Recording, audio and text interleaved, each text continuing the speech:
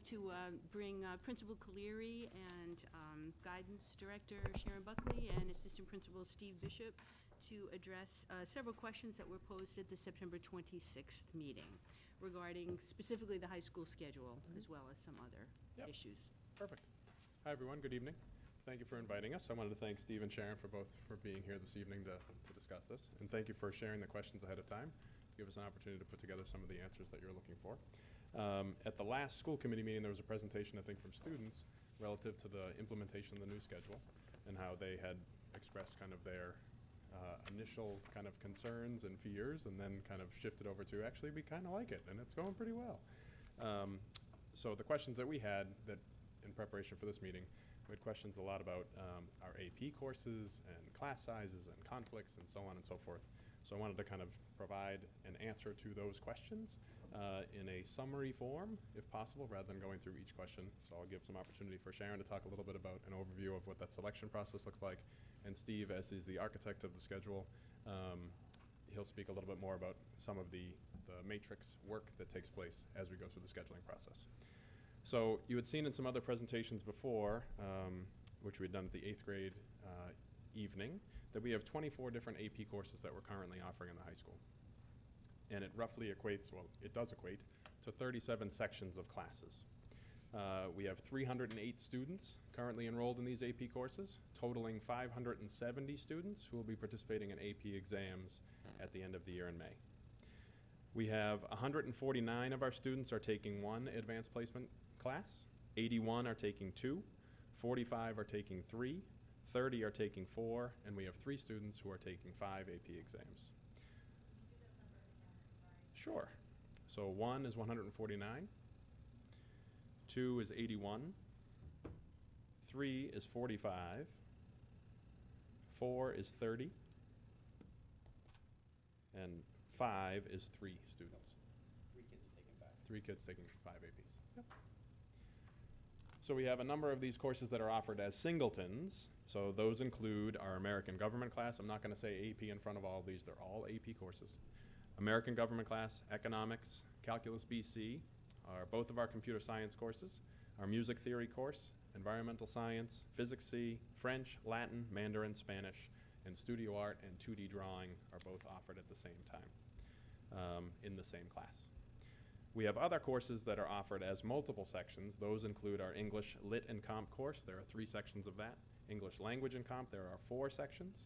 And then the rest of these classes have 2 sections. Our Psychology course, our US 1, our US 2, our Biology, our Chemistry, our Physics 1, our Calc AB, and our Statistics. So when you add all those up, it comes out to the initial number that I gave you before of the 37 sections.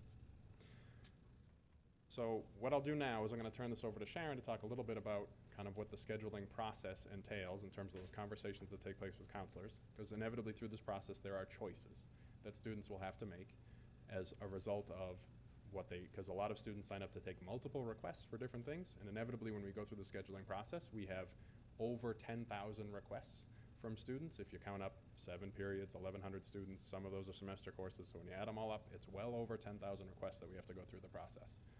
In addition to kind of fitting those into approximately 100 teachers, each teaching 5 sections, so squeezing those into 500 sections, you're going to run into choices.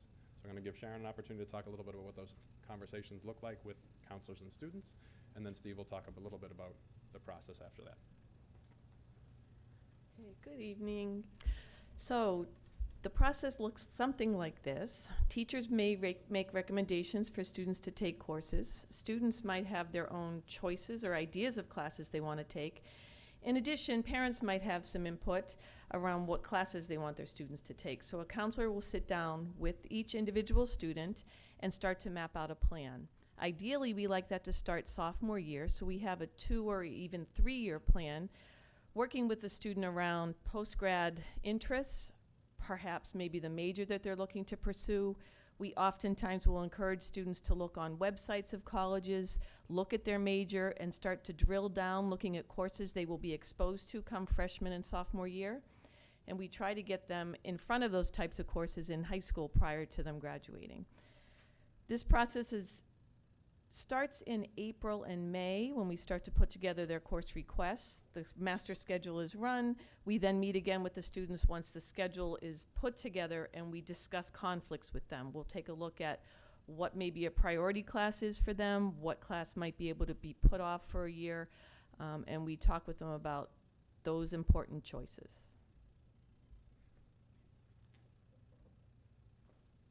Good evening. So I get all that information, and luckily I get to sit behind a computer for days and days and days and try to make it all work. So the process that I use, after Sharon's counselors get together and get the 10,000 requests in, I then put it through the system. I assign teachers to courses, courses to semesters or full year.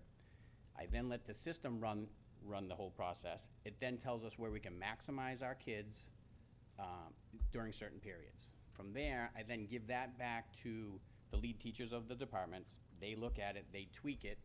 They say, you know, we might want to move this teacher. We have 2 classes, let's say 2 Algebra 1 classes meeting B period. And we have none running D, so then we'll flip those around and try to balance it out. From there, I work with the counselors as well as with Sharon and the lead teachers to say, okay, we still have 50 kids that can't get into AP whatever. Let's say phys ed. We'll use phys ed. So what we'll do then is I'll talk with Todd Turcott. I'll say to Todd, where can I move, or where can we condense some classes so that I can free up a teacher to then move to a period that we have more flexibility. So the flexibility of the schedule, there's many, many things. I could talk to you about this for hours and hours and hours. But the flexibility of the schedule has a lot of things with it. So for instance, if you have part-time teachers that only can teach, let's say, morning, or teachers that leave to go to Phoenix, for instance. People who go to the Hildreth, they can only teach in the morning. So now, if that teacher teaches, I'll use Christine Kazarian. If she teaches Spanish 1 and Spanish 2, now whoever teaches Spanish 2 and Spanish 3 are affected based on where Christine Kazarian can teach. So there's many ripples to that. I think this year we did a pretty good job. We got a little late start with the change in the schedule and some changes that we made. But when we ran it the first time, we had about 90% fulfillment, which means we probably had about 1,000 kids that didn't get exactly what they want, 1,000, should I say, requests that they didn't get. So of that, we then narrowed it down, and we probably got it somewhere about 94%. So it's probably 6%, which actually, compared to year in and year out, is pretty good. So, anything else, Charlie? Questions from the committee? Oh, Actually, I'm sorry, you had. Yep. Before that, I just wanted to kind of provide a little bit more context because there's some other questions that we're looking for specific answers, so I want to provide some of those. So there are questions about some of the courses that we offer in terms of how that spans the schedule. So we do have multiple sections, as I shared before, of AP courses, and so within each of the periods, we are running a range of 3 to 8 different AP courses during a particular period. So there may be one time a day that has 4 classes, another that has 6, another that has 7, to kind of provide opportunities for students to make choices and be able to schedule and fit all of those classes in. Clearly, if you have a student who's taking 5 APs, they can't all be offered during B period. So they have to be spread out across the span. Charlie, you should talk a little bit more about that. We jump in? Yeah, go ahead. So one thing about that, though, is what we do is we take those students that have multiple AP courses, and I, with Sharon's help and the guidance counselors, we really look at those kids first, because the way we do it is we schedule AP classes first and work our way through. But we also will look at Aspen has a capacity to say, okay, what is the most difficult child or student to schedule? And it says, okay, this person's going to get the #1 ranking, let's say, and the system will then work through that. The system works for every student. I think this year it lasts about 2 minutes and 35 seconds, I think it does for each student, and it moves to the next student. So if their conflicts happen then, that's when we start to look at, do we need to change or move some AP classes to maximize the AP courses? All right, I just want to be a little clearer on that. Thank you. Yep. So in terms of some of the other specifics, we were looking for the questions arose relative to class sizes. So our AP class sizes range from about 9 to 37 students. Our non-AP classes range from 9 to 37. Our AP classes range from 2, and a lot of those courses are combined with other courses, to 28. The averages across departments are in the 20s. I'd say English Language Arts and Social Studies, we have 20, 18. Math is in the 20s, Science is around 16. Music is 7, it's only 1 course. Our art classes are combined with other courses, and that averages, we have 5 students that are taking AP art courses, and we have languages that are averaging around 6, and that varies based on the language. Other questions came up about class averages across the board. So our class averages in each of our departments range from our low end for some of our smaller class sizes for our English language learners. Those class sizes run in the range averages of 12, and we go up to about 26. So if I look across the whole span, we end up at 20 or so students as our kind of our range or average. Questions came up about study halls, and as part of the process, we made a concerted effort to remove study halls from the schedule for this year because ultimately we wanted to make sure that kids were scheduled for classes and had opportunities to take additional academics. And so when we went through the schedule, given the number of students that we had that are taking APs, we created kind of a library and media center, an opportunity spot for students to use the time to, quote unquote, be prepared for all these AP courses that they're taking. So we offered the opportunity to be in the library for students who are taking multiple APs. So we had 81 students that are 12th graders that are doing this, taking advantage of this opportunity. We have 13 11th graders. And then we had a total of 7 students from 9th and 10th grade who were not able to get into one class. So they have a 6-period schedule at this time. And then we're looking at ways to kind of adjust that as we go. There are also questions relative to world language in terms of students opting to change or adjust their world language participation. So in 9th grade, we had 4 students, and in 10th grade, we had 7. There are also questions about our required wellness courses in terms of students being able to participate in wellness. And so the number that we identified, there were 22 students who are taking classes at different levels of the 1,100 students who are required to take a wellness course. 22 of our students are in a wellness course, but they might be in Wellness 9 instead of Wellness 10. Or they might be in Wellness 10 instead of Wellness 9. We have other students that are in those courses as well, but those are based on a lot of students that made transitions from grade 9 to 11 and also are repeating different courses or repeating different grade levels, so they might be reassigned as well. I think that answered all of the questions that were provided we had in advance. If there are some that I missed, then I'd be happy to answer those now. Questions from the committee? Any questions from the committee? Can I just clarify what you just said about the phys ed classes? So does that mean that every single student is in a wellness class? Every single student is in a wellness class? Yep. Wow. I mean, we're just looking at first semester right now, so that's where our focus has been to open the school year to make sure that everything is set. So once we transition through that, now we have to look at second semester to see where we are. So that'll be the next phase. And so some of those students aren't currently taking it, they're going to take it next term? Correct. Right. So I know we talked a lot about having those one semester classes. So how do we look for the other semester when they're not doing the phys ed in terms of classes versus the library period? I think I had shared a lot of that information in a Probably did. previous Can you just remind me? communication. The numbers I don't necessarily No, have with but me, but good. the number of electives. We're okay. Yeah. We're okay. I mean, we still have to look at it, so we're going to have, our counselors have been looking at this process too, so we focused again on first semester when counselors came back over the summer. That was the focus, was to address kind of first semester to make sure that everybody was in place, and Steve, through his magic, made a whole bunch of tweaks and changes and moving things around, and Sharon with her counselors kind of finding creative solutions to solving problems and making sure that all kids have as many classes as possible. Then the next phase is to do that same process going into semester 2. Awesome. Thanks. Thank you. Ms. Tennessee? Thank you. Try to work back. I'm going to ask, though, just because I can't take all the information and remember all of it, some of the stuff that you've gathered, if you can actually pass that so we could actually look over it and think about it a little bit more would be helpful, because you spit out a lot in regards to how many kids and what courses and multiples. So, sorry, I can't take that all in at once.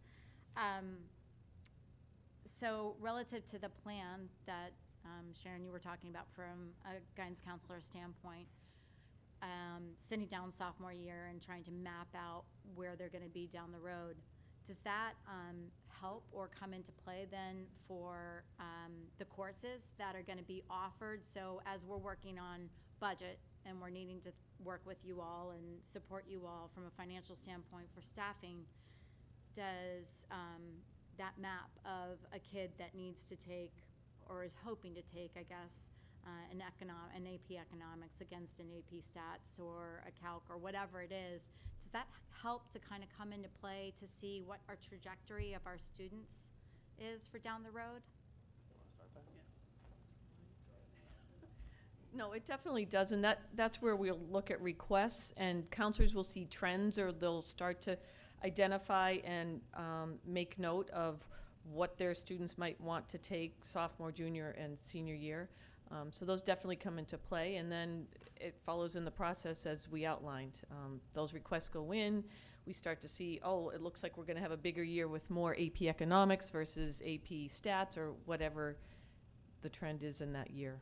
Right. We do look at that. And I guess that's where I'm wondering, you know, how we can make sure that we're really fulfilling. We have a wide variety of AP that we have available, but I want to make sure that we're having that trajectory so that people can follow through.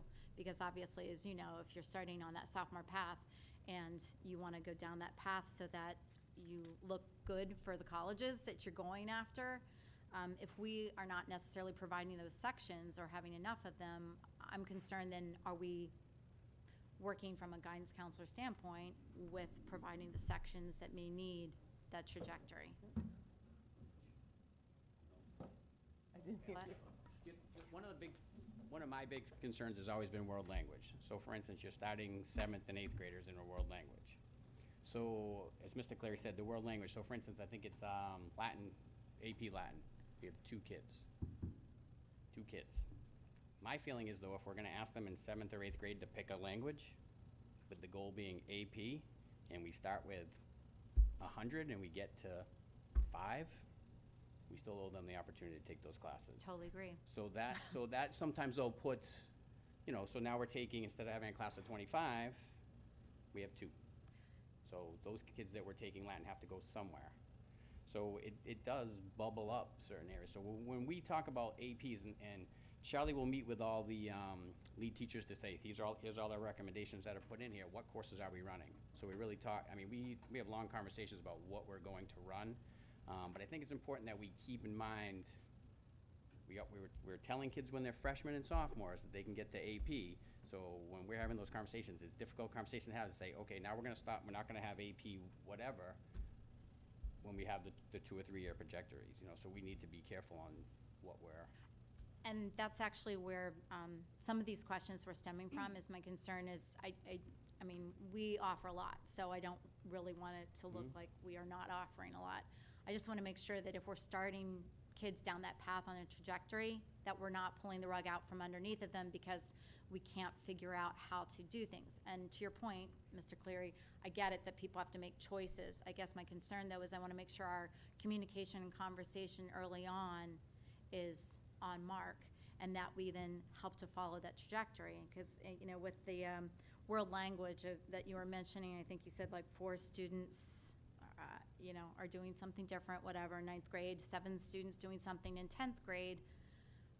Again, when we looked at the graduation requirement policy, we're really telling them that we have expectations of the 3 years. If you want to get into college, you've got to do that. And so my concern is if we're giving that opportunity of kids dropping, how are we then making sure to help them fulfill that requirement and not having a problem down the road? And again, that's yours, not mine. I would say from a ripple effect, I do have concerns, and that's why I wanted to ask the questions to you all rather than just hearing murmuring, you know, in the community about concerns of what we're offering, and can people continue through? To your point, you just mentioned about 2 kids taking AP Latin, just as a hypothetical, right? So is Latin potentially running where AP and honors is at the same time, and so all of those kids are in the same class, so we're having to work on differentiated instruction? Like how are we offering up the right opportunities and handling those situations? You want to go ahead? No, go ahead. You're the building principal. Hey, thank you. I think your question is well-founded, and obviously as part of the process, when we go through the scheduling process, we look at all of those conflicts, and that those conversations are the ones that Steve and I tend to have after I have all these conversations with all the teacher leaders and so on, and then we talk through what we can run and what we can't run. Being very mindful of the trust that students and families have put in us to provide an opportunity for those students to kind of reach the capstone that they signed up for 4, 5, 6 years ago. So that becomes a big part of it. I think some of the challenges that we have is that the two timelines are different. So our scheduling timeline is slightly different from our budget timeline. Our budgeting timeline takes place in November, December. Our scheduling timeline takes place in March going into April.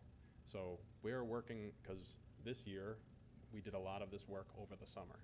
And Steve had mentioned, you know, we had a new schedule, a new bell schedule. That's one piece of this. We also asked to do a lot of things with our bell schedule this year, a lot of things that we hadn't done before, including removing study halls, including providing additional common planning time for folks, including providing opportunities for teaming, including changes to our EL program, and also changes to our special ed program. So a lot of those were kind of factored into this, our first go-round with this. So all things considered, when we're looking at kind of the numbers, and when I got a text, I think, whilst I was on vacation from Steve that said, hey, we hit 90% on the first go-round. And I was like, what? That's amazing. Like, miracle worker, congratulations, can't believe it happened, given all the constraints that we put on it. So that is something that is very much in our mind as we go through the process. And so as part of that, last year going into the budgeting process, I had a whole list of requests in terms of staffing to support what a schedule would be, anticipating some of these changes. But we have to do things a little bit quicker, a little bit earlier. So that's some of the timeline stuff that we're going to adjust this year. And I think that that's, you know, that's our hope. I think collectively that we just want to make sure that financially, from a budget standpoint, we are having those discussions as early as we can with you all. Yep. To make sure we're supporting what our students are telling us. And from a trajectory standpoint, what the students, the guidance counselors, the parents all working together are planning. Because unfortunately, I think there was a lot of changes that were happening this year with everything. Mm-hmm. And I think overall, it sounded like there are a number of folks that are very happy with things. I'd like to make sure that we are making sure that we're meeting the mark. Because it's unfortunate when I do hear concerns of a senior who had really charted out courses to meet towards applying for college, and they're closed out somehow. And they were told last year to wait, and they couldn't get in it, and that they would get it the next year. And obviously each year is different, and we're gonna have all of those kind of things. There are gonna be exceptions and hiccups. I just want to make sure that we're doing all that we can to make sure that we're financially supporting you, to have the right staffing, to make sure that we're having the appropriate sections to meet these requests and these needs. Because, you know, again, as Mr. Bishop, you pointed out, we're starting world language early, right? We're starting it down in the middle school. We had initially started with Mandarin. Now it's more open. So I want to make sure that we are supporting it the whole way through to meet the mass core needs, but also the trajectory needs for whatever those students are, and making sure that it really aligns with what we as a district, creating the whole child, not penning a world language against a music, against an economics course only offered now, an AP bio, whatever that is. And again, we have to make choices, but if we're talking about creating a whole child, then I'm hopeful that we are creating that opportunity as well. And if that is because we need to financially support to have another staff member here, or here, whatever that may be, I'd rather have that conversation earlier so we can talk about the, you know, can we or can't we, as opposed to not you having your hands tied and us not necessarily being able to fulfill that trajectory that we've set those kids on that path and that parent too. So I think I appreciate the support, genuinely. So when you say financial support that we can provide to the high school to kind of support this, thank you. I really do appreciate that. And we obviously will take advantage of that. So when we get information that will, about what we anticipate that we'll need, the challenge is that when we get to budget time, I know that the requests typically come through as specific requests. A 0.6 wellness, a 0.4 art, a 1.0 science.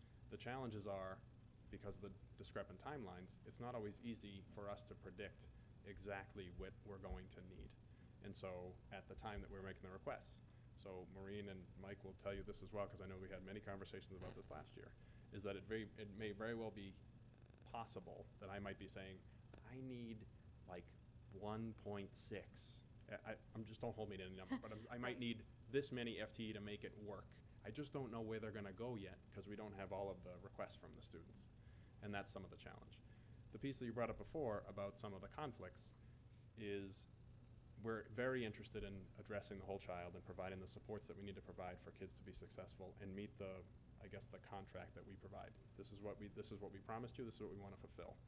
The challenges are when you have students who kind of want to be in one of everything. And so you end up with 7 choices that are very discrepant, that inevitably, so you used world language and music and so on, and it just so happens that those departments, you're picking courses that are very singleton oriented. There's only one section. And so yes, we can make a concerted effort to say, well, AP blank is not going to run at the same time as this course. But that might create a conflict for 20 kids, but solve the problem for that one. And so that's where we try to weigh those decisions about where the conflicts are. So just to provide a little bit of context. Yeah.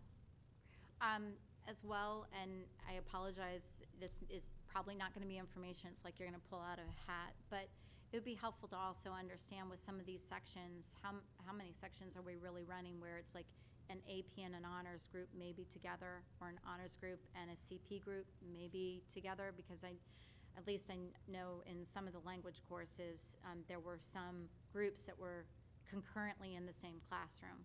So that would help to understand some of those class sizes and how that's addressing some of those needs for differentiation. Okay. And, I'm sorry, I think as we were trying to spit things out, it was, more things were kind of coming to mind. Well, I mean, in terms of the interest of trying to be supportive and helpful, like by all means, I mean, if there are specific things, then maybe just send Maureen kind of that piece, and then she can funnel that to me, and we'll go. Yeah, I think it's trying to understand, it's your world, it's not our world, and out of context, it's very hard to kind of jump into things to make sure that we're understanding. But with all of these courses being offered, it would be helpful to also know what's being offered, where in some cases we're running it with a CP and an honors in the same classroom. Yep. Because that. Day with me. Come spend the day with me, and I'll show you all. Thanks, Steve. Any other questions? Thank you very much. Thank you. Superintendent's report. Thank you. Yesterday and today, STEM Early College High School Director Dan Riley, Chris Hebert, who is our QCC Manager of Educational Partnerships and a representative of Jobs for the Future, presented in Washington, D.C. at the National Alliance for Concurrent Enrollment Partnership Conference. We also were joined, or they were joined, by Supervisor of Counseling Sharon Buckley and Early College Counselor Liz DeHoratius. Marlborough Public Schools has helped to set the stage in Massachusetts for innovation and cost-effective early college programming, and that hard work was recognized on this national stage just the past few days. I included in your packet a flyer about a hate crime conference, and this is called Responding to and Preventing Incidents of Hate in K-12 Schools. This will be held at Holy Cross on October 24th. It's a no-cost conference sponsored by the U.S. Attorney's Office for the District of Massachusetts Civil Rights Unit. This has taken on great import of late, unfortunately. We, as school districts, we also in Marlborough need to not, shun from this, but understand how to prevent, how to address, what are the best practices, and what are our legal responsibilities in this area. At this conference, I will be joined by Whitcomb Principal Brian Daniels, Director of EL Lynn Medalliou, Supervisor of Counseling Services Sharon Buckley. And you are welcome to join as well. I'm not sure if there are any spots left, but if you'd like, just let Patty know. I wanted to let you know that last Thursday, our leadership team took part in a very interesting facilitation and presentation led by Matt King, who's from Teachers 21, Mary Murphy and I at the Summer Institute, Superintendent Summer Institute, went to a session called Simulations, and we thought that it was very thought-provoking and was a way that we could get to some of our core issues in the district without being didactic about it, but by simulating a real-world experience. So the topic that I chose was very much on my mind was dress code. So we had a presentation, a video scenario, and each step of the way, I remember reading with my kids the books Choose Your Own Adventure, and that's just what this was like. What would you do in this scenario? And in small groups, we plotted out what we would do and came together. It really reveals the core values of our district, how much we are in sync with each other, and the need, where there is one, for creating a common understanding of protocols. So we had Matt facilitate last week, and our plan is to do 2 or 3 more simulations throughout the year. Interesting topics: social media, a disruptive teacher, girls basketball coach, a budget crisis, new teacher evaluation, and school committee relations. So we're looking forward to using this tool throughout the year. It was a wonderful experience.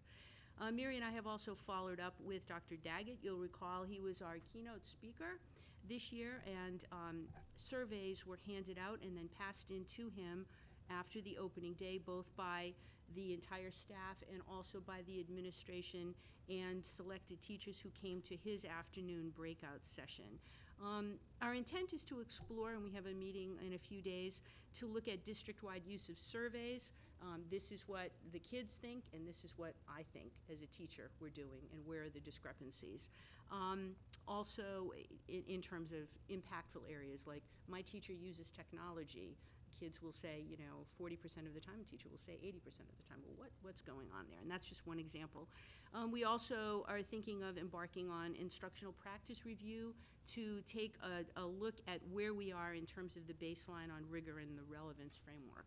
And we're using this as a springboard for next steps. A couple of other things that I wanted to mention. We do have a visit by Governor Baker at the high school on October 17th in the morning. More details to follow, and I'll certainly share them with you as they become apparent. I'd also like to thank the mayor for coming with me to Fred Massicott's class, 8th grade class of eager budding municipal leaders, and they peppered him, and I actually got a few questions as well about municipal government and all aspects of it. The questions were really fascinating. I have to commend Fred Massicott for prepping the students really well. We were greeted at the door. The young lady shook our hand. She introduced us, and the questions were really thought-provoking. While this is a good exercise in and of itself, it's intended to prep the students for an essay contest for the MMA, the Massachusetts Municipal Association. If I were mayor, what I would do to make the city better on a specific topic. So we look forward to hearing those essays. Also at your place tonight are brochures. This is Generation 2.0 of the brochure that was passed out several years ago, the bigger document, the bigger book. This has more of a feel, and I wish Mrs. Matthews were here because she was really the inspiration of a smaller, more annual report kind of feel. I want to thank Raina, who worked with me on this many iterations. It can always be improved, and we plan on passing these out and using these in the branding of our district. So I have more if you would like. I have one other quick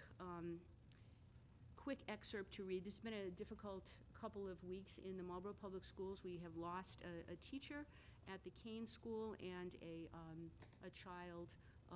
adult child of one of our teachers at the Jarrick School. And out of the blue, I received this email that I wanted to share with you from a brand new ETL that we hired this year. When you hired me, you told me that MPS was a family and that you really believed that. Today, I saw what you meant. The entire school came together. This is from a Keene teacher. The entire school came together, covering other teachers' classes, duties, or just supporting each other without a second thought. Teachers, paras, techs, staff from other buildings, everyone stepped up to the plate today to help support people at Keene. I can't tell you how impressed I was and how proud it made me to be a part of this community. Just wanted you to know that your staff rocks a lot. And I concur with that. That concludes my report. Assistant Superintendent of Teaching and Learning. Good evening. Early literacy grant. Jarrick School was awarded an early literacy grant by the Department of Education. This grant asks the school to create a vertical literacy team that will pilot a new literacy screener in one classroom in each grade level. That does not mean we're doing away with our other literacy screener. This is just piloting. Participate in 3 meetings facilitated by data specialists provided by the Department of Education to analyze the data from the screener. Establish a vertical professional learning community comprised of at least the members of the school team that will meet with an early literacy consultant, so that's 2 consultants, at the school between statewide and regional meetings. Participate in at least 1 cross-site visit with a participating school. Included in this grant will be targeted professional development with a data specialist and early literacy specialist. New teacher seminars. In the last month, 2 new teacher seminars were held. The first session focused on our student management system. Linda Weintraub and Rob Eve began the session and gave a general overview of how to create filters and reports in the Aspen system. The last half of the class, the group was split with Linda working directly with elementary staff, and Whitcomb School 8th grade teacher Karen Savassis taught a session to the secondary teachers on gradebook. Karen was able to demonstrate and support teachers from a teacher perspective, something that no one else in the room could possibly do, and she has volunteered to return to part 2 later in the year. The second new teacher seminar was focused on teacher evaluation. An overview of the evaluation cycle, expectations, and the standards were discussed. Teachers brought their laptops to the session and were able to log onto their TeachPoint accounts, identify the correct forms in the system, and were provided templates to create their student learning goals. During this initial session, I was also able to give an overview of the formal observation process. Connected with that, a few days before that session, Maureen had talked earlier last month about the 2 evaluation trainings that all new evaluators received. After these 2 initial trainings were followed up by a TeachPoint training that I walked them through the nuts and bolts of the evaluation process. This session focused on how they themselves would be evaluated, as well as the expectations of student learning and professional practice goals for the staff that they will be evaluating. So we did it from the personal perspective as well as those they were evaluating. And finally, last week we had an administrative dinner meeting. Approximately 45 Marlborough Public School administrators attended a training led by Dr. Paul Ash regarding effective feedback. Once again, you can see the connection of evaluation, an effective evaluation through all of these events. This year, administrators have been reading Thanks for the Feedback by Douglas Stone and Sheila Heen. Dr. Ash focused on this book as administrators discussed giving and receiving effective feedback. Thank you. Thank you. Any questions? Ms. Hennessy? Thank you. Relative to that dinner meeting with Dr. Paul Ash and the effective feedback, was that a discussion around communication via, like, in writing as well as in person, giving appropriate feedback, or was it just strictly more in-person conversation and direct communication about things? So one of the things that we've been talking about this year with all the evaluators is that last year the Joint Evaluation Committee did a survey with all staff. And overwhelmingly, the feedback from that survey was that staff appreciated the face-to-face oral feedback. That's what they looked for. That's where they felt they had the most effective feedback and growth. And so we've been talking about following up written feedback after that verbal feedback, but to make sure that they're personalizing and having those conversations. But this also training focused on not only giving effective feedback, but hearing what people were saying to us as well, because we all need to learn. Right. And I guess that's why I was asking, is there's wonderful things that happen by having in-person discussions, but listening and making sure that everyone's getting the right information, and then actually then having something written and everybody's on the same page about how to move forward. That's I guess what my hope would be. Yeah. because it does take a couple different steps to make sure that everyone is hearing and communicating effectively with that. So. Absolutely. Okay, thank you. Thank you. Any other questions? Thank you very much. Thank you. Public participation. Any public participation? Public participation. Seeing none. Mr. Bergeron. So I have a couple requests in the presentation. The first is for the school committee to consider approving the second, there's 2 buses for AMSA. I provided some background on the agenda about their ridership. I've met with Dr. Lewis, the executive director, and Ann Richards, their director of operations, and we've reviewed all of their ridership data together to try to create a plan to not only stop the congestion in the buses and get it to a good ridership levels, but also they were having extremely long routes. Most of their routes were going over an hour.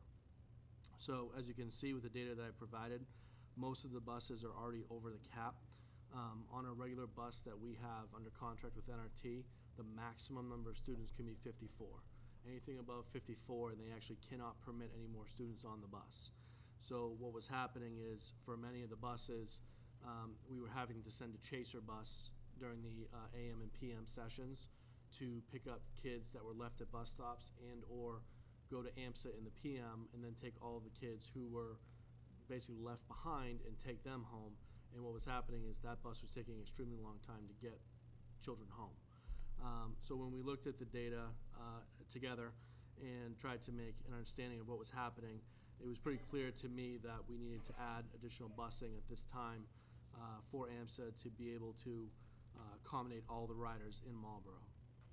So right now what I'm asking for is during my transfer portion of my report, for you to approve the transfers, which would allow me to then contract with NRT to add 2 additional buses to their routes.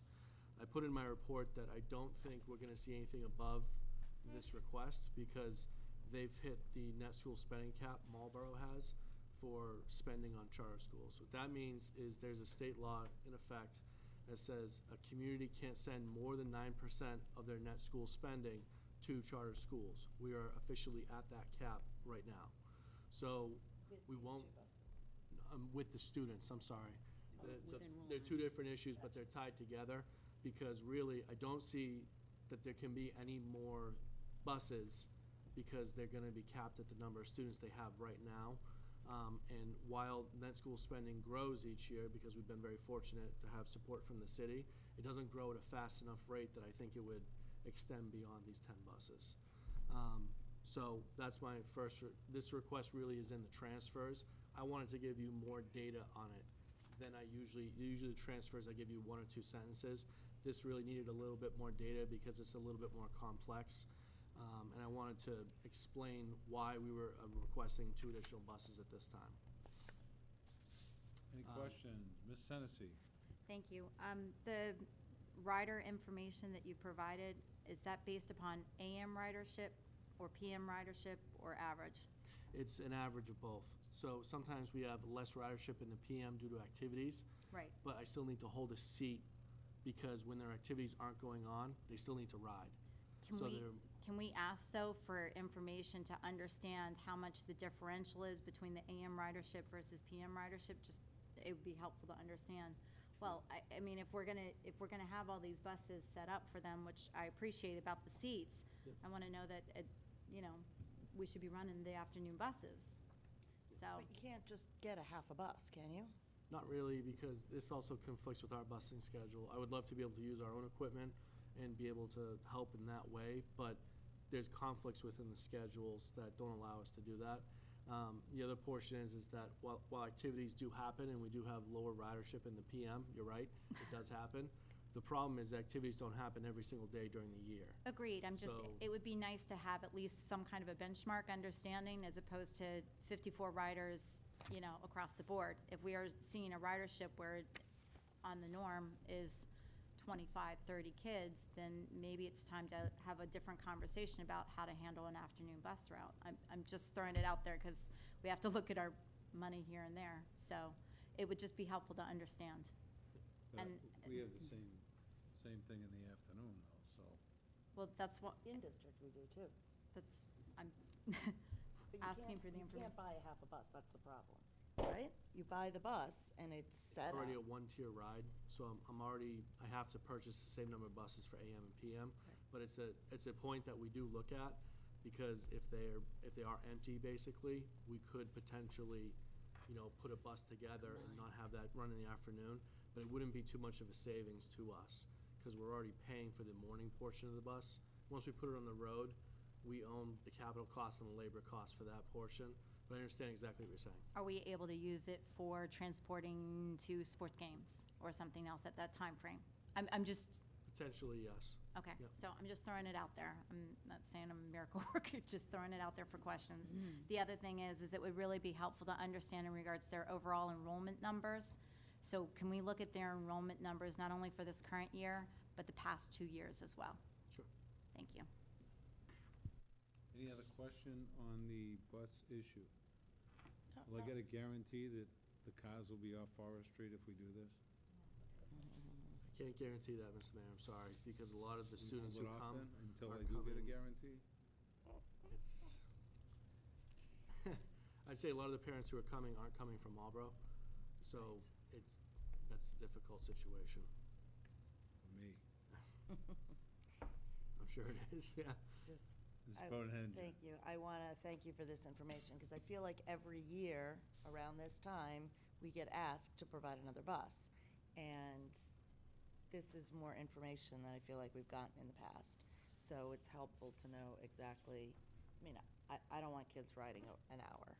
That's ridiculous, and you can't overpack buses. I mean, so seeing the real numbers is helpful. And it's also nice to know that they have maxed out, so we won't have to have this conversation again.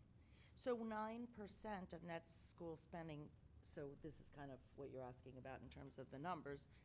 What does that compute to in terms of the number of children? Off top, We don't know, but you can let The number us of know. kids, it's, I believe, 540, From Marlborough?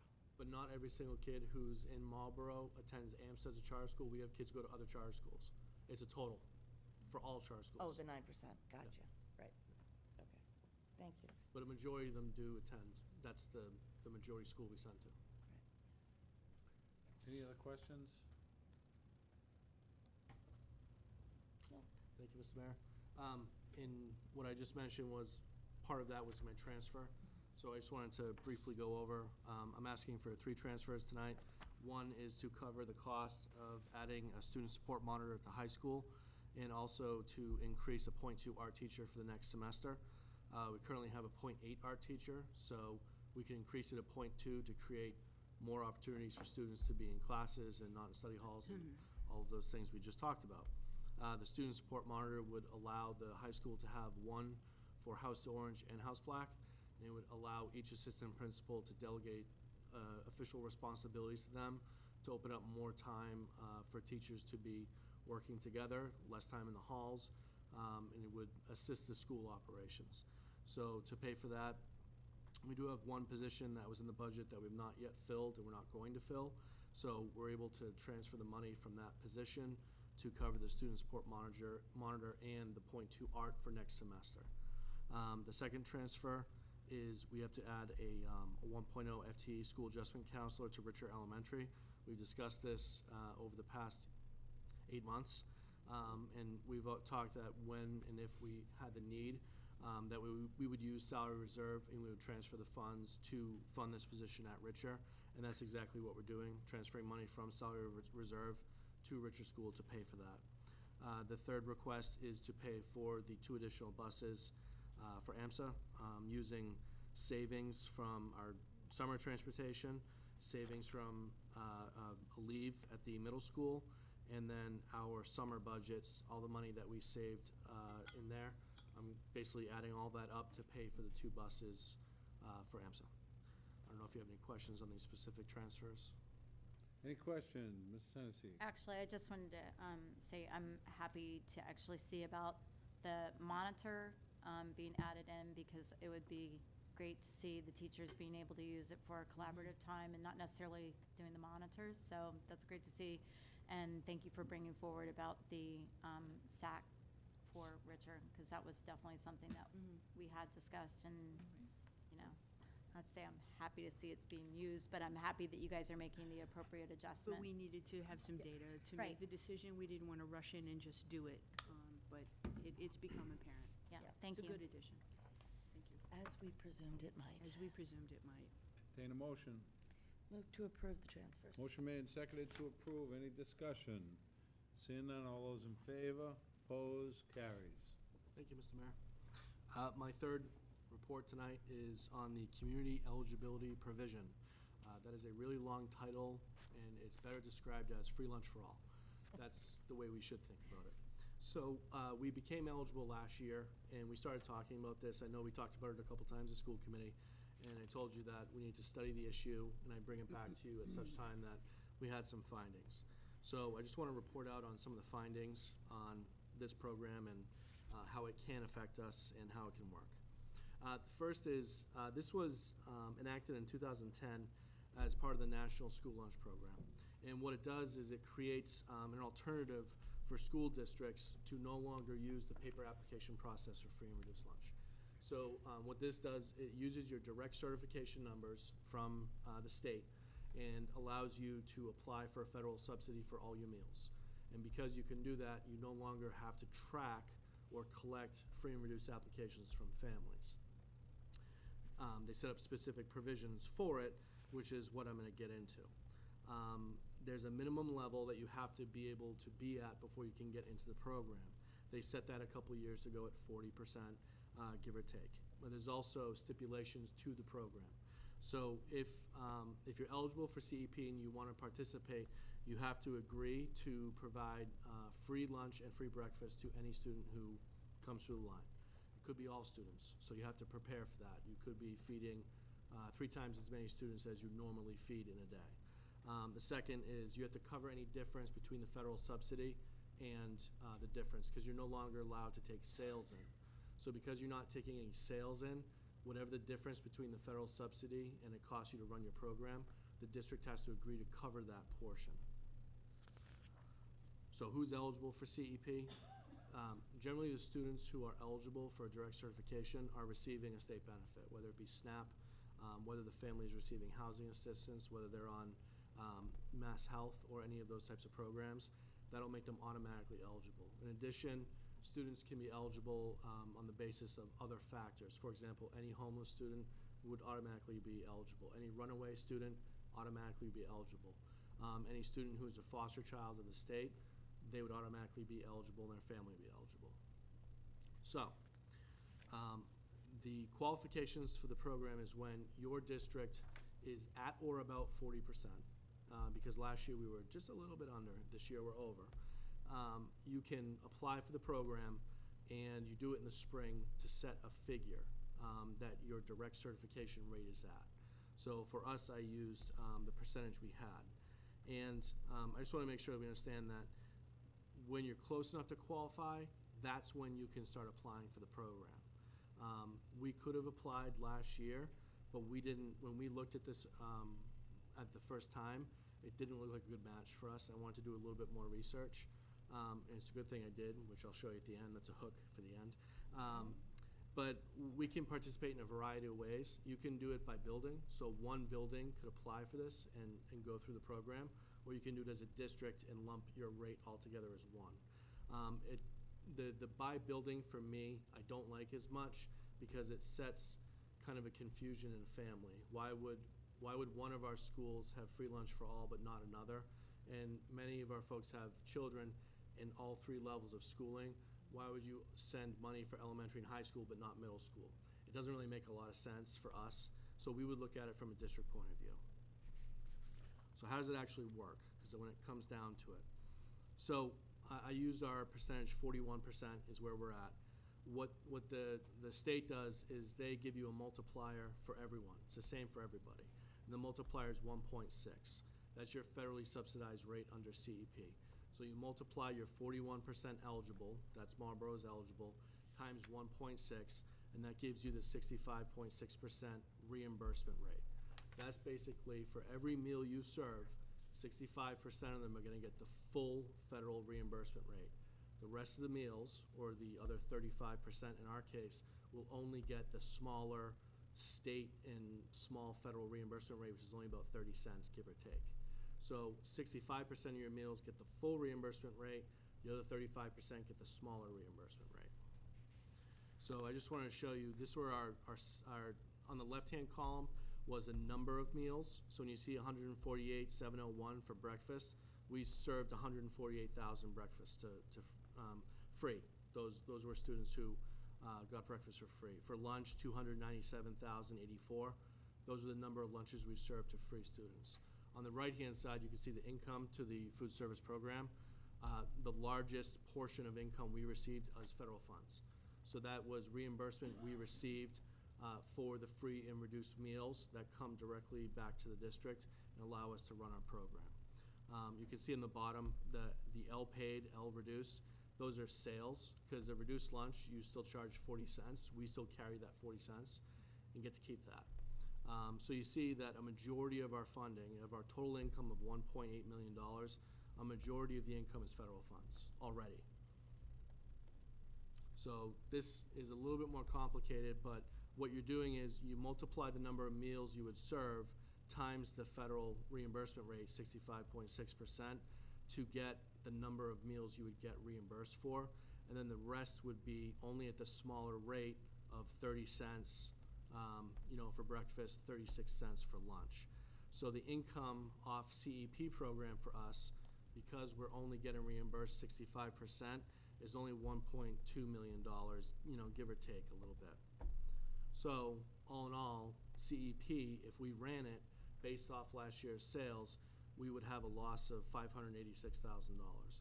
So we're not there yet in terms of being able to make this a program that will work, because we can't subsume the $586,000. If it was $86,000, we could get close. There's some things we can do that we could do within our food service budget to probably be able to make some of that up. We could use our catering sales and our snack sales to offset some of that, but we don't sell anywhere near $500,000 worth of snacks. It just doesn't happen. So right now, there's no recommendations committee, there's no action on the committee. I just wanted to bring it forward because we talked about it. I knew I was gonna do some research on it and bring it back to you, but at this time, until we get close to the 55 to 60% range on direct cert, we're just not gonna be an ability to fund this program, because we just can't take that much of a loss. I'm not sure if there's any questions I can answer. Questions from the committee? Any questions from the committee? I have a question, sorry. So the students that are now considered under the new regulations, that are now considered eligible for free and reduced lunch, which is different from the way it used to be, that's the same number that is factored into these. Right, and that's the thing that gets confusing sometimes. If you looked at our district, if you added the direct cert plus our paper applications, we're at about 59.8%. 59.8, yeah. Yep, 59.8%. That's adding our paper applications. This program does not consider your paper applications when they're making that number. If we were able to use that, if you multiplied no-brainer. 1.6 times 60, you'd be at 96% subsidization, which means that this program would be a no-brainer. But they don't allow you to use that portion of your population. Any other questions? Nope. Thank you very much. Thank you, Mr. Mayor. MASC Conference Delegate. Entertain a motion to appoint Mr. Matthews to be the delegate. Now, what, I'd like to make a motion to nominate Ms. Matthews as our delegate for the MASC conference, and as well, Ms. Bodenheimer as the backup, or alternate. She went last time, right? She was, yeah, that's good. that's good. Second. Good, second. Motion made and seconded to approve. Any discussion? All those in Seeing none, favor? all those in favor? Opposed? Carries. Perfect. Okay, showtime. Resolutions. Thoughts, comments?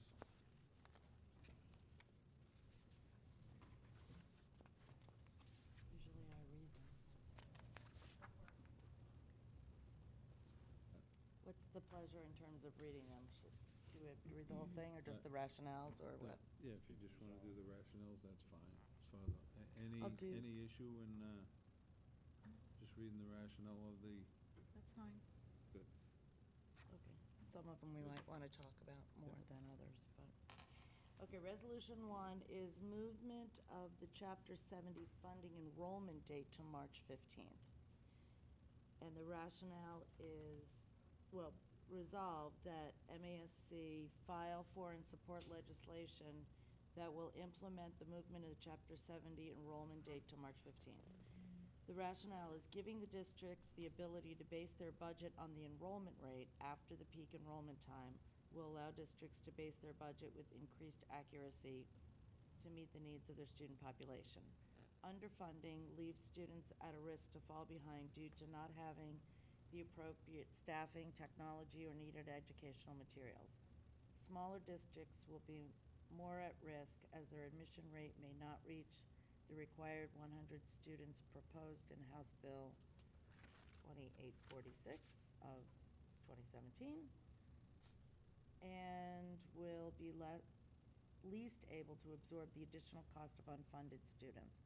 For larger district, the proposed unfunded student reserve fund will still leave them underfunded, as the amount proposed to be set aside will not meet the needs of students across the state. So can you just remind us what the date is now? Is that the October 1st date, right? October 1st is when they do their SIM submission. Right. And the SIM submission ends up being the foundation budget. Right. So this is good for budgeting, Bad for regional districts. Yeah. to do it till So, March. I just looked at our two-year progressive enrollment by 2-week intervals, and last year, we enrolled 58 students between October 1st. October 1st and March March 15th. 15th. So it's not It's not peanuts. close to the 100, though, but, and that's typical, I think. No, but the 100 is, Well, Framingham put this forth. yeah, Yeah. right, they're doing it. So, I mean, is there any reason why we wouldn't want? It doesn't work for regional districts Good. at all. Because they have to set their budget by April 1st for town meeting. So you can't give them their state funding two weeks before they have to set their town meeting. We're not a regional district. No. I know. But- Neither is So- Framingham. All the regional districts are going to vote against this then? Right. Well, Right. I'm just saying, that's why it doesn't make sense, but It doesn't make sense overall. it's a wonderful idea, but it's always about how does it actually work? Yeah, in And theory. it doesn't work for regional, because you have to set your budget and get to town meeting. But again, we're Yeah. talking We're not about regional. our district. Yeah. For our district, it would be a good thing. It would be a good. But we don't historically enroll more than 100 students in that time frame. What's the pleasure? But we could. I guess I would say, I hear what you're saying in regards to regional districts, but I'm gonna say, for us, it could be a better thing, and I always feel like it's horrible that we're trying to work off of October numbers if something's potentially changed ahead. So, I'm all for it, so I'd like to make a motion to support, this resolution. Motion made and seconded to support the resolution. Any further discussion? Seeing none, all those in favor? Opposed? Carries. Number 2. Number 2. Reform of the circuit breaker funding. Framingham's been very busy this year. They are very busy. So always there- are. Just so you know, the incoming president of MASC is on the Framingham School Committee. Well, we'll see. No, but we'll see, because Framingham is becoming a city, and because they're going to, as opposed to everybody being at large, Framingham is going to district seats, and 2 current school committee members on Framingham are running against each other. So it is possible she could get not elected, who knows? But that's why they're very busy. Okay, reform of circuit breaker funding. The special education circuit breaker program includes a provision that only allows districts to claim for extraordinary relief when claimable special education costs exceed 125% of the year's claimed costs. There are many districts that have a large special education population, especially with regard to out-of-district placements, that will never reach the special provision of 125%. Framingham, as an example, has budgeted over $42 million for district sped costs. So the resolution is for them to for MASC to file for and support legislation that will support the provision of reform for circuit breaker funding and support the recommendations of the Foundation Budget Review Commission. And the rationale is according to MAAPS 2012 bottom line report between 2006 and 2012, special education costs in Massachusetts increased by 56% compared to 36% for all public education. What do you think? Right. Sounds, Do we exceed 125% of our, no. No, Typically that's not. for when you get an unexpected move-in, that wasn't budgeted for after we've done our budget, and now we own that student, and it throws off your out-of-district tuition. It's a protection for. Sure. you know, Okay. those extra funds. so if we change the October 1st date to March 15th, that helps. And divide by 2. Can I just ask a question? Because if I remember correctly, most of the time, we benefit quite well from where the circuit breaker funding formula is currently, correct? They just reduced it to 65% at the beginning of this year. It was 72% last year. Well, right, but I mean, Our share of it. historically, how about that? Yeah. We normally are sitting on the right side of the fence for making sure that we're normally end up in a pretty decent place, right? Yeah, it's only in times of, usually what has happened is in times of recession, it's gone down into the low 30%. Right, But we haven't been there for but we quite a haven't while. been there for a while. Yeah. So I guess I'm not feeling the love for making a change on this. It's not going anywhere, but Well, agreed, but I don't necessarily want to throw a lot of support behind trying to ask for reform, put it that way. The other, there's another whereas in here, and I'm concerned about, is the Medicaid potential cuts. I mean, we do get a considerable amount of reimbursement through Medicaid for students that are Medicaid eligible. And if That comes up in that 7. changes, that's gonna be significant, wouldn't you say? Mhm. We have no idea what it could change to, so we have no idea. But if it's cut out dramatically, that's gonna affect us. Yep. one of many. Yep.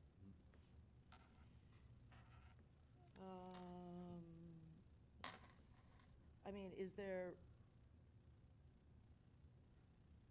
this would not hurt us, would it? I don't think so. I think what they're doing is they're just trying, if I read it correctly, they're saying that part of the Foundation Budget Review Committee's findings was that special education costs were severely underfunded in the foundation formula, and that if they were funded correctly, it would give some relief to circuit breaker claims, because the districts would have more funding for their special education programs. So I don't read this as anything that would change it, but I like the second whereas. That's my second whereas, where it talks about where we send the money. That's where I would like to see if there's any type of change, that's where the change should happen. That'd be just my opinion. But I'm not on the school committee, so I can't vote on that. Which second? The second one in the first paragraph? The Yeah, out-of-district. and it says, whereas Okay. out-of-district placement costs are rising, yet the out-of-district schools have not been liable for expenditures to taxpayers. They don't have to submit audits, they don't have to submit any type of information Yeah. about their expenses, salaries, or programmatic costs. So that should all be public if we're sending them public dollars. I agree with that. I mean, I think that what they're looking for in terms of reforming the whole system is really trying to, there's lots of different things stuck into a few of these that are just pointing to, trying to push them to follow the recommendations of the foundation budget review, which had a lot of really good things to say. And if, I think, I mean, I'm going to support it. What's the motion? Move to support Resolution 2. Motion made and seconded to support number 2. Any discussion? Seeing none, all those in favor? Opposed? Carries. Number 3. Litigation for fair school finance. This one was a little confusing to me. As the result of a lawsuit, McDuffie versus Driscoll, which took place a long time ago, right? That was what formed EdReform, I think, 1993. The Mass Supreme Judicial Court ruled that Commonwealth was obliged to provide such financial assistance so as to assure that there would be an adequate level of support for the public schools. And whereas the public schools rely heavily on state financial assistance to underwrite the legislatively mandated level of required net school funding that meets the current standards of adequacy envisioned by the SJC, blah, blah, blah. Whereas the second attempt, okay, so apparently they tried, whereas the second attempt at litigation to secure greater state financial support was rejected by the SJC, but did not rule out a willingness to hear a future case should the situation merit consideration. I'm not clear when that happened. And we can take a pass on the question also. Well, basically, they went to court and they failed twice.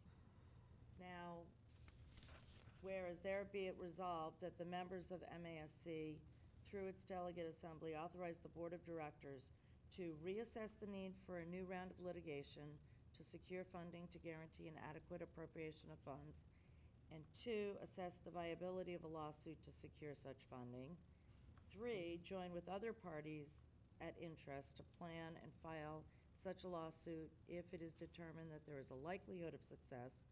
And 4, that the board of directors shall be authorized to use the reserves of the association to help underwrite the cost of such litigation.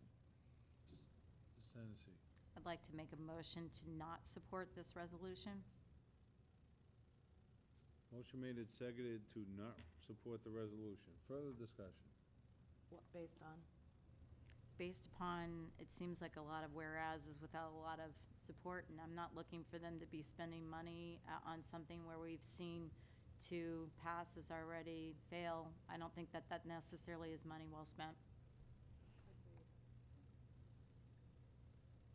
The only reason that I am interested in looking at this is that basically what the lawsuit is telling them that they should follow the findings of the Foundation Budget Review Commission, which I think they should. And I hate to think that you have to go through another legal process in order to get them to do something that they paid money to do a study, they got the results of the study, and now they don't like it.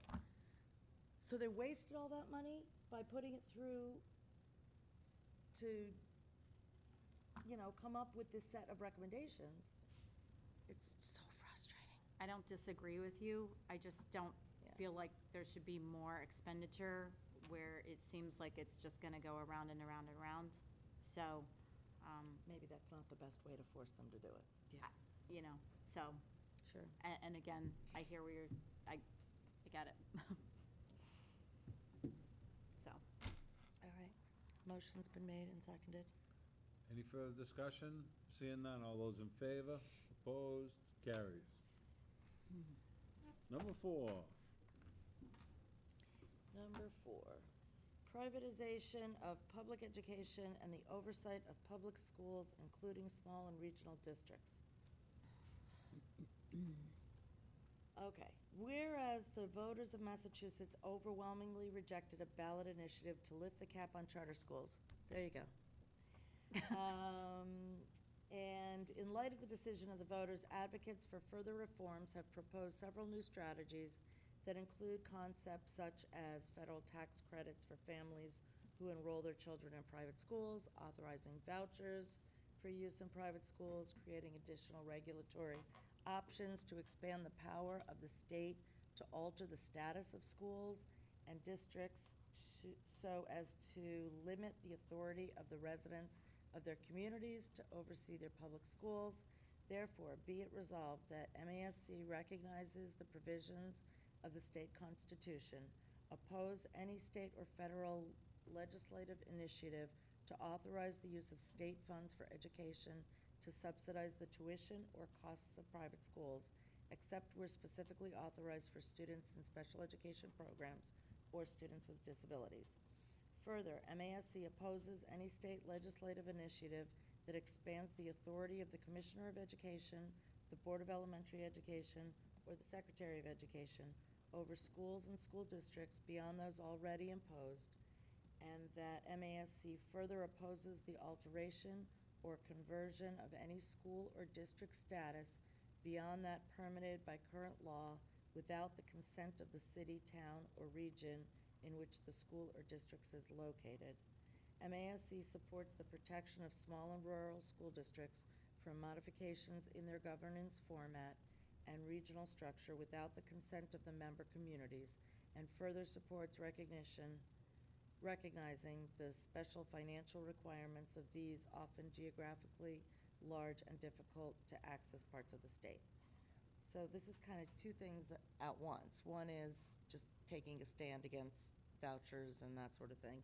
And the other one is not setting it up so that the state can force smaller districts to regionalize, which is, there's been some talk of the state imposing that on, and so MASC supports communities to be able to vote on whether or not they want to do that without it being imposed on them.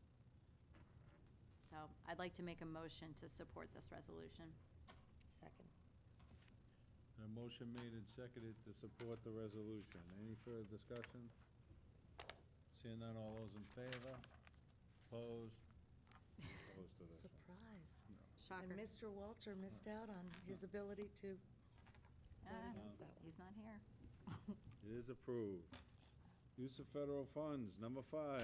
Number 5, whereas school districts are operating in difficult economic conditions as the cost of education exceeds normal inflationary growth in our economy, and whereas the Commonwealth has provided some measure of relief, but the growth in Chapter 70 funding has failed to keep up with expanding costs, and whereas several federal grant programs allow the Commonwealth in general, the Department of Elementary and Secondary Education in particular, to take an administrative overhead allowance from government aid programs, including the Elementary and Secondary Education Act, the Perkins Vocational Technical Education Act, and certain programs under the Department of Agriculture. Whereas this money allocated for maintaining the state bureaucracy would be better deployed at the school and district level, therefore, be it resolved that MASC urges the legislature to restrict the ability of the Commissioner, Secretary of Education, or Board of Elementary Education to take for its own purposes or use by the Department of Elementary and Secondary Education, such as but not limited to administrative overhead of the state agency, any share of funds dispersed by the federal government.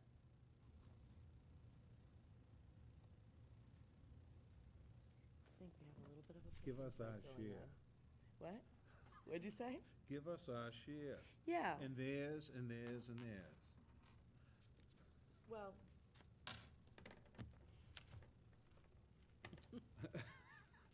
what say you? Oh, I forgot to ask you your opinion on the other two. I apologize for that. He had Could no you- opinion. You had no We're opinion? not voting members, but We're not No, voting but we members. Agree with value, you. we value your, so far, we're okay, I apologize. That Sync. was, I was fine. so wrapped up. focused and wrapped up in my own thoughts. Apologize. So what do you think about this? Sounds to me like a little bit of a pissing fight between MASC and this. And the rest of the world? You No, think? No, not the just- rest it's of just the a few- world. Anyone not in the Just- cult? Desi? I would just say that the nominal percentage that the state takes also means that they do the reporting to the federal government. And should we cut them out of the middle, every district in the Commonwealth will now be reporting to the federal government on their Title I, Title II, Title III, IDEA, and other forms of entitlement grants that we receive. Yeah, And this looks like it should be the purview of the governor, not the, that's just my opinion. yeah. And actually, I feel like in the last couple of years, we've gotten a lot of support from DESI. Yes. Like those regional help centers and DSACs and all that kind of stuff. So you gotta pay your employees, right? My 2 cents is that it's not, it would be a nominal percentage that we would gain, and we would gain a lot of administrative responsibilities. I'd like to make a motion to not support this resolution. Motion made and seconded to not support resolution number 5. Any further discussion? Seeing none, all those in favor? Opposed? Carries. Number 6, foundation budget. Foundation budget. This one was initiated by the Worcester School Committee. Most of the ones that we didn't mention were all from MASC. MASC. I'm sorry, are we on 6? Yep. Okay. Whereas the Special Education a Special Foundation Budget Review Commission reported its recommendations in 2015 to the General Court and to the public, and amongst the recommendations were those to calculate more accurately the costs of students in special education and health insurance costs for employees and retirees, and several recommendations of the members of the commission to establish adequate and equitable funding for school districts remain unresolved, and there remains a broad consensus that the overall calculations used to establish the foundation budget for city, town, and regional school districts remains significantly understated, and in the opinion of MASC and its members, violates the letter and spirit of the ruling of the Massachusetts Supreme Judicial Court in the 1993 McDuffie case. Therefore, be it resolved that MASC calls upon the legislature to enact the recommendations of the foundation budget into law, and further, that the legislature order the commission to reconvene in order to conduct further deliberations and make such recommendations as the FBRC may propose, and further, that the FBRC shall address and make recommendations towards the overall accuracy of the adequacy of the overall foundation budget.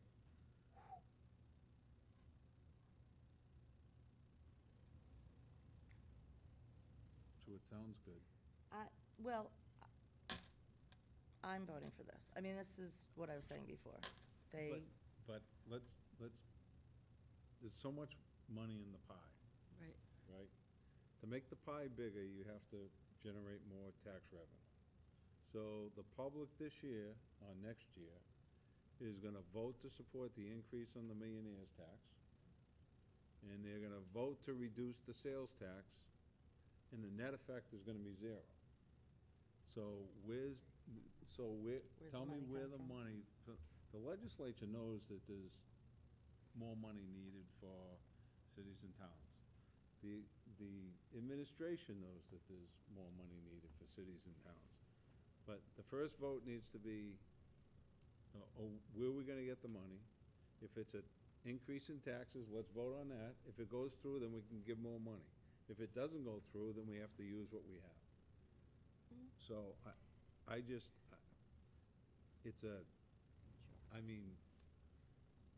Mr. Business Manager. I believe that I echo your sentiment. The Foundation Budget Review Committee did a fantastic job of explaining why it was underfunded, but the fact remains that it was gonna cost $2 billion, with a B, more dollars to be able to fully fund their findings. The problem comes on where does the $2 billion come from? And it's, everything they said, I agree with 100%. Where they're gonna get the money, that seems like a legislature and governor type issue that they really need to figure out. And I don't know how they're gonna do it, to be honest, because the healthcare costs on the state side are just absolutely running up, way up the side of a mountain. 40% of the state budget today. And we're gonna lose $50,000 or $100,000 in creating a commission. Well, the commission's already created, and they already, I the commission's mean, already it- created. It's, It It already did its work. It's neat. It's a neat little feel-good resolution. Just so you know, in last year's Chapter 70, they did start to implement the findings of the commission. So they started to use a different percentage increase for certain aspects of Chapter 70. It gets really detailed, but at the end of the day, they've started to try to implement pieces of it, and they have to do it within the pot of money they had. They only had about $142 million last year that they could move around. So it's difficult to do it all at once.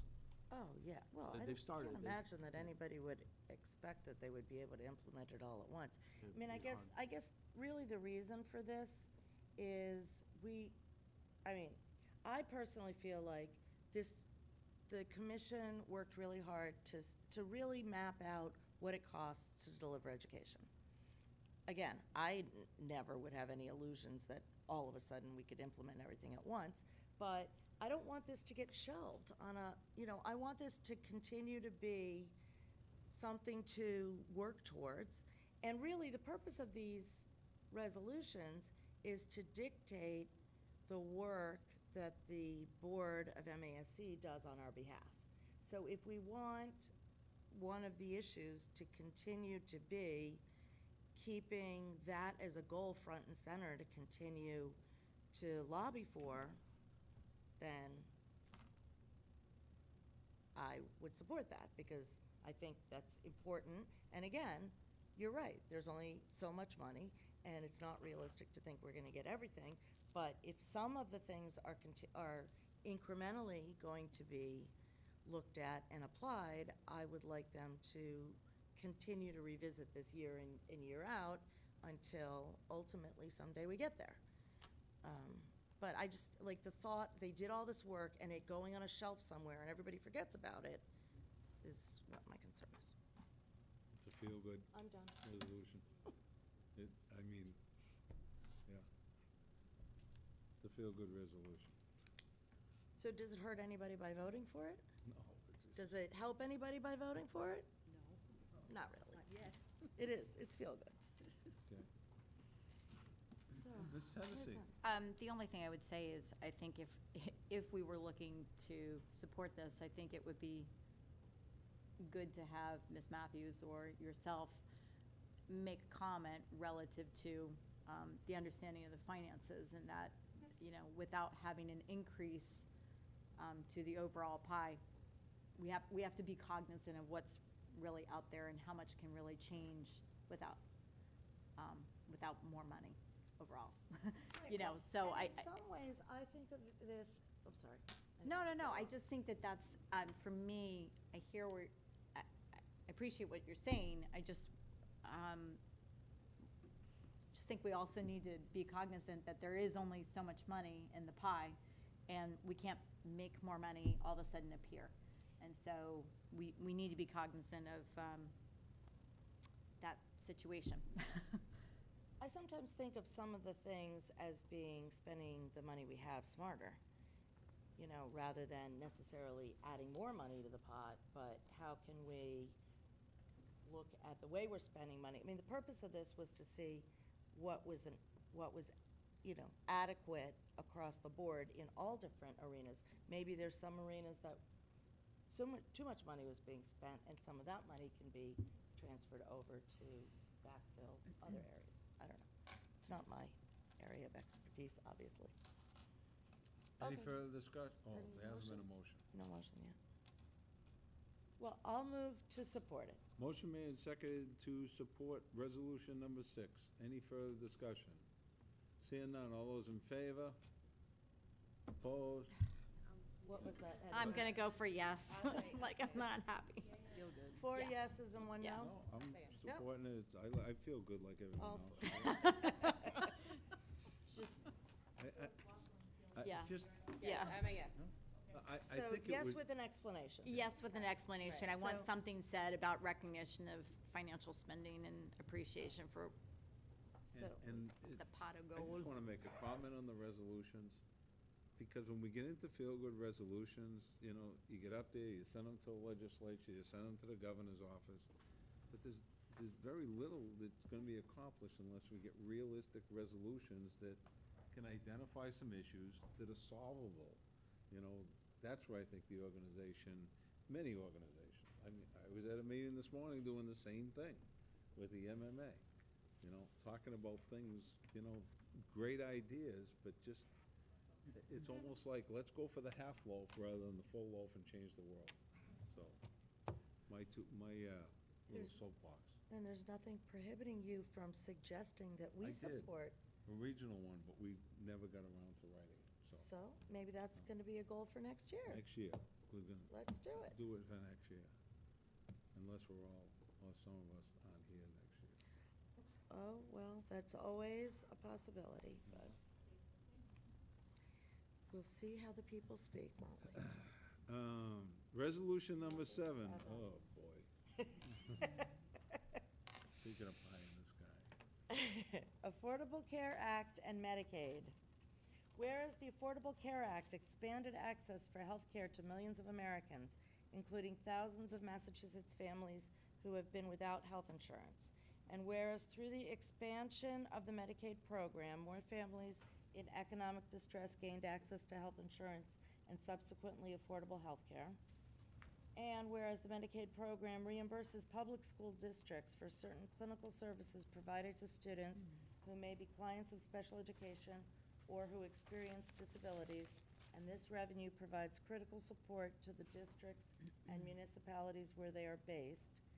And whereas the restriction of Medicaid eligibility and reduction of funding would require the Commonwealth to choose between extraordinary state budget increases to fill the gap or absorb the cost of caring for families that could lose health insurance. Therefore, be it resolved that MASC urges the Congress to preserve the Affordable Care Act and its expansion of Medicaid programs for the states, and further, MASC urges the General Court to require that 100% of Medicaid reimbursements to cities and towns be provided in full amount to the public schools of each municipality to underwrite the cost of providing an adequate education. That last little zinger at the bottom, huh? Which I Next, have they'll be taking always on, MASC thought- will be taking on well- Russia soon. Thank Well, I mean, goodness, and that's I'm just gonna making a offer a statement. motion to support this resolution. Can I ask the business manager, last year, what did we get for Medicaid reimbursement, approximately? Wait, what- $455,447. In about approximately. 6-7 years ago, we were up around $600,000-700,000 reimbursement? It's gone up and down quite a bit. At one point, we bottomed out around 300. Yeah, we haven't been We've above been up. 500 for a number of years, though. Yeah, we were up at one point higher than that. This thing is a disaster, and for anyone to support it without it being fixed, I think is, you know, I have real issues with the whole thing. I'd like to not shelve anything, though, so I'm all in support of something, because I'm done with the idea of shelving it just because I'd like to have some people cared for, so. What does this have to do with us? That's It my does. point. I mean- This one is a tough one to support, I think, because it's just out of our jurisdiction. We don't have anything to do with this. Well, I think the last statement certainly does. Yes. But I think this is, well, It's gone down it's a since we've political. had Obamacare. Well, it doesn't really, I mean, the health system has to change, right? 100%. Everybody agrees that. But to throw it all out until you have something better, I think, you know, this isn't the place for this necessarily. But certainly, if the people in our community, we know that the poverty rate is rising and rising and rising and rising, right? And in our community, it's rising and rising and rising. To further jeopardize people's health and welfare by taking away their health care. They had health care Is an- before. They show up at any emergency room, they were getting coverage. Once You again, have a cold, you not call the ambulance, you go up the back door of the emergency room. Well, you don't call the ambulance because you get a Well, bill no, for no. $2,000. No, you don't if you don't have insurance. Oh, I work in the free medical clinic, and you should see the people that come in with thousands of dollars worth of bills. So, this is a This is not conversation for right, another this day. isn't an issue. However, I don't think it's the our issue. Medicaid reimbursement issue to cities and towns, I think, is an issue. In our community, we are well-funded. But that's not necessarily the case in some other communities. So, Any other thoughts? do you want to? I already made, Oh. I already made a motion to Motion made support. and seconded to approve resolution number 7. Any further discussion? Seeing none, all those in favor? Opposed? 3-2.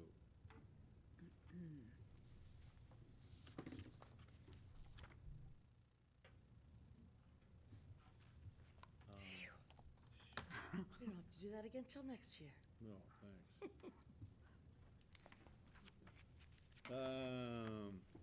Acceptance of donations. MADESC FY 240 grant, $1,308,619. Motion to accept. Motion to accept the 1.308619.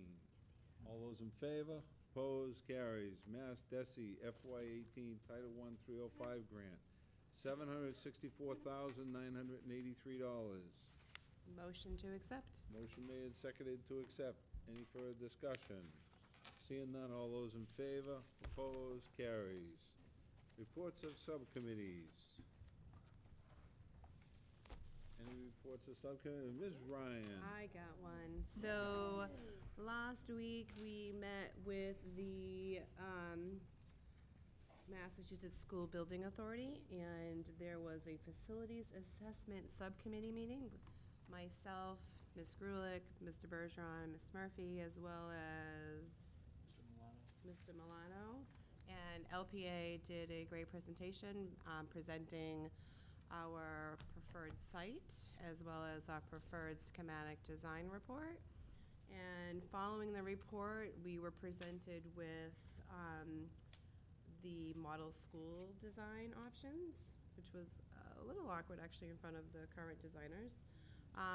So we have reviewed those, and we are going to be looking at one of them, I believe. We have a school building meeting Thursday to discuss. So we will be looking at a potential model school option, just to do our due diligence to explore other options for the new elementary school. Did I cover everything? By then? And so just so I'm clear, so we go to another community, see the school that they have. If we like what it looks like and we decide that that's the model we want, we have to go with their designers and get rid of the designers that we already have. No, I think we put the option out to the current designer also. That's my understanding. Oh, The two firms compete for the business. they do. So what would happen is the current firm, LPA, whom is our feasibility study firm, Great job. they, both firms, the firm for the model school and LPA, would both give us a presentation. They would both have each other's information, and they would both make a presentation to the board and to the community as to why their respective design would be the best for the community, at which time then we would move on to the next steps. The decision-making process is flawed, the way we have to do this. Senacy? Sorry, can I just ask a clarifying question? Is it utilizing then the site that's already currently been chosen? It's just putting like one design up against another? Yes. Okay, thank you. Any other discussion? Any other Oh, questions? so do you go, actually do a site visit and you go to the other school? We actually We did actually did yesterday. Oh, you did? Yes. Ah, interesting. They went to four of one, and us, I'm gonna call and in a Andy. second one. And did you like it? There were many things Are you to allowed like. to say? Many things, yes. There were many things to like, and still many questions remain. Anyone else can jump in? And it was lovely of the principal to open the school to us on a holiday. Oh, you went yesterday. Oh, We did. huh. But we brought her donuts and whoopie pies. Pumpkin pie. Ms. Senacy? So part of that design, does that also speak to some of the, like, kind of traffic patterns that are set up as well as, or is it just strictly the school building itself? Site itself. the plans the plans. and whether they match our educational program with slight modifications. Okay, all right, thank you. Any other questions? Any other committees? Seeing none, members forum, any members? Ms. Hennessy? I just really wanted to echo the comments that you had made earlier, Ms. Grillick. It was a pretty hard week, I think, with a lot of the losses. But amongst that, I would say I was really proud to see so many staff members and community members all kind of come together to support one another. A loss at any time is hard, but then having multiple situations within a tight time period puts a lot of stress and strain on everyone. And I really appreciated what I was able to witness, and I'm really sorry for the losses because it really leaves a hole in everyone's heart for those people who really touched a lot of lives. But you know, I'm proud of our staff and proud of our community. So. Any other members? Seeing none. Move to adjourn. Motion made and seconded to adjourn. All those in favor? Opposed? Carries. Thank you very much. Thank you very much.